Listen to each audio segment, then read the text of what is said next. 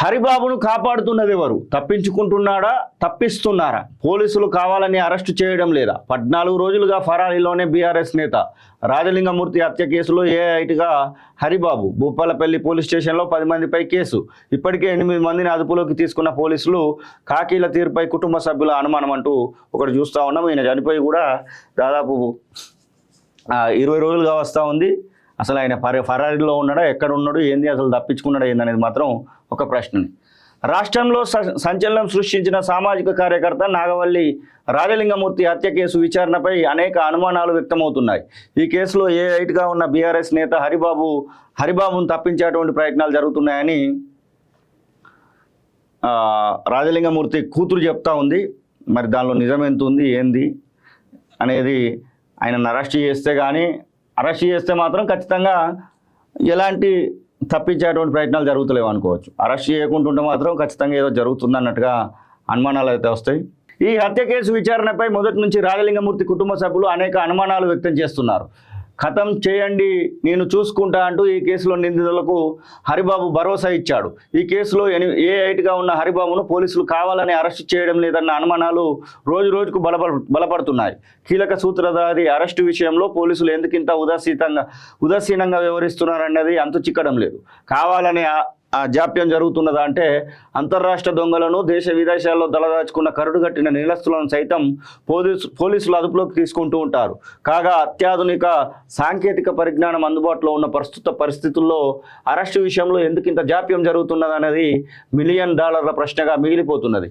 హరిబాబు నిజంగానే తప్పించుకుంటూ తిరుగుతున్నారా, లేదంటే కావాలని తప్పిస్తున్నారా అన్న డౌట్స్ కూడా వ్యక్తమవుతున్నాయి.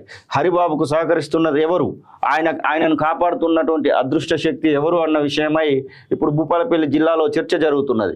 అధికారులు, ప్రజాప్రతినిధులు ఒక్కటయ్యారా అని చెప్పేసి కూడా అడుగుతా ఉన్నారు. రాజలింగమూర్తి భార్య సరళ ఆరోపిస్తున్నట్టుగా హత్య కేసులో కీలకమైన బడా నేతలను తప్పించి కేవలం పాత్రధారులను మాత్రమే అదుపులోకి తీసుకొని చేతులు దులుపుకుంటున్నారా అన్న చర్చ కూడా సాగుతున్నది. అటవీ శాఖ భూములు, భూపాలపల్లిలోని కోట్ల విలువ చేసే ప్రభుత్వ భూముల రక్షణ, కాళేశ్వరం ప్రాజెక్టులో చోటు చేసుకున్న అవినీతిపై రాజలింగమూర్తి కోర్టులో కేసులు వేయడం, సమాచార హక్కు చట్టం ద్వారా వివరాలు సేకరిస్తుండడంతో అందరికీ కంట్లో నలుసుగా మారాడు. రాజలింగమూర్తి కేసు నీరుగార్చేందుకు అధికార విపక్ష పార్టీలు, పోలీసు యంత్రాంగం ఏకమైన అన్న చర్చ కొనసాగుతున్నది. అన్ని పార్టీల్లోనూ రాజలింగమూర్తికి శత్రువులు ఉన్నారు. వివిధ శాఖలు అధికారులతోనే ఆయనకు శత్రుత్వం ఉంది. అందుకే కేసును దప్పుదోవ పట్టించాలని కొంతమందికే ఈ యొక్క కేసులో ముందుగా పంపించాలని చెప్పేసి చూస్తూ ఉన్నారా అని చెప్పేసి అంటా ఉన్నారు. ఇక ముందస్తు బెయిల్ కోసం హరిబాబు పిటిషన్ కూడా వేసిండట. అప్పుడే 14 రోజులుగా పోలీసులకు చిక్కకుండా తప్పించుకు తిరుగుతున్న ప్రధాన సూత్రధారి బీఆర్ఎస్ నేత కొత్త హరిబాబు ముందస్తు బెయిల్ కోసం హైకోర్టును ఆశ్రయించారు. ఈ నెల 4న హరిబాబు తరపు న్యాయవాది హైకోర్టులో పిటిషన్ వేయగా విచారించిన న్యాయస్థానం ఈ పిటిషన్ను 10వ తేదీకి వాయిదా వేసిందట. డిఎస్పీపై అనుమానం ఉందని చెప్తా ఉంది రాజలింగమూర్తి కూతురు నిత్య. తన తండ్రి హత్య కేసు విచారణకు సంబంధించి భూపాలపల్లి డిఎస్పీ సంపత్రావుపై తనకు అనుమానం ఉందని రాజలింగమూర్తి కూతురు నిత్య పేర్కొన్నారు. ఈ కేసును తప్పుదోవ పట్టించడం వెనుక ఆయన కుట్ర ఉందని ఆమె సందేహం వ్యక్తం చేశారు. ఓ కేసు విషయంలో సంపత్రావు తన గన్మెన్ ద్వారా మా నాన్నను బెదిరించారు, ఈ విషయం నాన్నే మాకు చెప్పారు అని నిత్య పేర్కొన్నారు.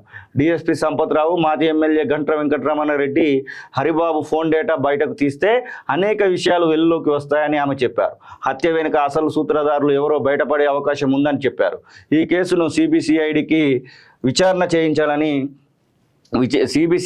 విచారణ చేయించాలని చెప్పేసి అడుగుతూ ఉన్నది.